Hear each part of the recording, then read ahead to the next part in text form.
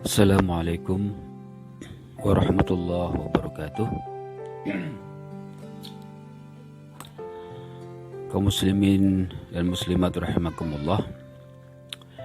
Kali ini pembahasan kita adalah tentang macam-macam masa iddah.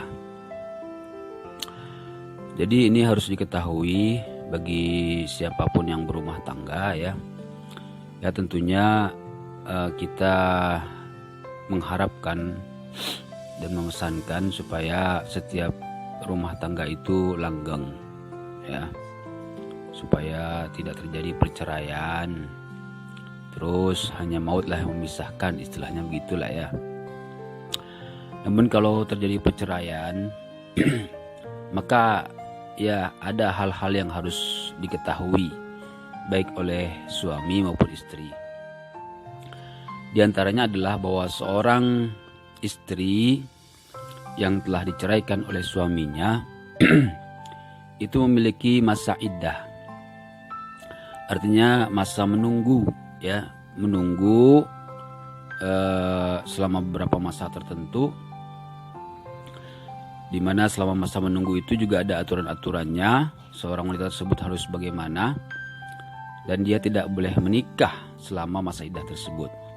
Setelah masa iddahnya habis, barulah dia boleh menikah lagi, tentu saja juga dengan kondisi atau sesuai dengan kondisi talaknya masing-masing. Nah, sekarang kita akan menerangkan saja tentang macam-macam masa iddah. Jadi masa iddah ini tidak sama bagi setiap istri yang dicerai oleh suaminya ya. Masa iddah ini berbeda-beda. Ya, saya terangkan yang pertama, wanita yang diceraikan suaminya, cerai hidup ya, dan ia masih memiliki haid, maka masa iddahnya adalah 3 kali suci. Artinya 3 kali suci dari haid ya. Ini berdasarkan firman Allah Subhanahu wa taala dalam surat Al-Baqarah ayat 228 yang berbunyi, wal mutallaqatu yatarabbasna bi anfusihinna salasata quru.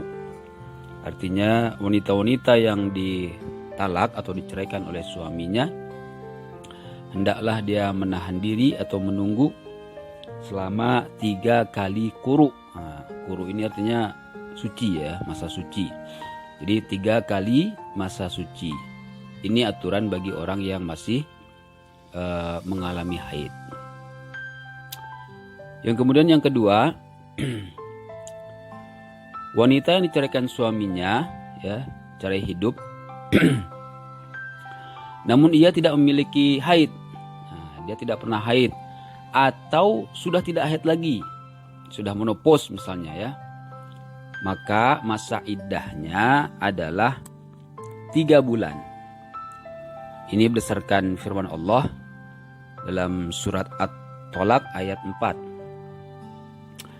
Wallahi ya'isna minal mahidhi min nisaikum in irtabtum fa'iddatuhunna salasatu asyhurin wallahi lam yahidna. Artinya, dan perempuan-perempuan yang tidak haid lagi atau menopause di antara perempuan-perempuan kamu, jika kamu ragu-ragu tentang masa iddahnya, maka iddah mereka adalah 3 bulan, dan begitu pula perempuan-perempuan yang tidak mengalami haid. Nah, jadi ini 3 bulan ya bagi wanita yang tidak lagi haid atau memang dia tidak pernah haid. Kemudian yang ketiga, wanita yang diceraikan ya, cerai hidup, tapi belum pernah dicampuri oleh suaminya, maka masa iddahnya tidak ada ya.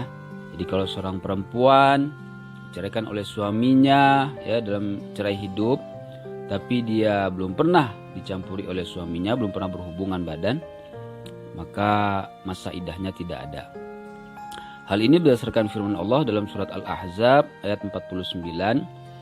Ya ayyuhallazina amanu iza nakahtumul mu'minati summa talaqtumuhunna min qabli an tamassuhunna fama lakum alaihinna min iddah tagtaddunaha famatti'uhunna wasarrihuhunna sarahan jamila. Hai orang-orang yang beriman, apabila kamu menikahi perempuan-perempuan yang beriman, kemudian kamu ceraikan mereka sebelum kamu mencampurinya, maka sekali-kali tidak wajib atas mereka iddah bagimu yang kamu minta menyempurnakannya. Maka berilah mereka mut'ah dan lepaskanlah mereka itu dengan cara yang sebaik-baiknya. Kemudian yang keempat, wanita yang diceraikan dalam keadaan hamil. Dia diceraikan suaminya tapi dalam kondisi sedang hamil. Maka masa iddahnya adalah sampai melahirkan anaknya. Jadi ini bisa berbeda-beda ini berapa bulannya ya. Karena ya kalau misalnya seseorang yang diceraikan ketika itu hamilnya baru 2 bulan, tentu dia harus menunggu sekitar 7 bulan ya kan, sampai melahirkan anaknya. Tapi kalau seorang perempuan misalnya yang diceraikan ketika kehamilannya sudah mencapai usia 9 bulan misalnya, ya dikit lagi mau melahirkan anak, ya tentu dia hanya tinggal menunggu mungkin beberapa hari saja ya sampai anaknya dilahirkan ya. Jadi wanita yang diceraikan dalam keadaan hamil, masa iddahnya adalah sampai melahirkan anaknya. Ini berdasarkan surat At-Tolak ayat 4. Wa ulatul ahmal ajaluhunna ayyadna hamlahunna. Ya, dan perempuan-perempuan yang hamil, maka waktu iddah mereka itu ialah sampai mereka melahirkan kandungannya. Kemudian yang kelima, wanita yang kematian suaminya, dalam arti cerai mati. Jadi kalau seorang perempuan punya suami, kemudian suaminya meninggal, maka otomatis itu sudah cerai dia, otomatis cerai ya, istilahnya cerai mati itu. Baik dia sudah dicampuri atau belum oleh suaminya tersebut, maka masa iddahnya adalah 4 bulan 10 hari. Ini berdasarkan firman Allah dalam surat Al-Baqarah ayat 234. Wallazina yutawaffawna minkum wa yazaruna azwajan yatarabbasna bi anfusihinna arba'ata ashhuri wa ashra.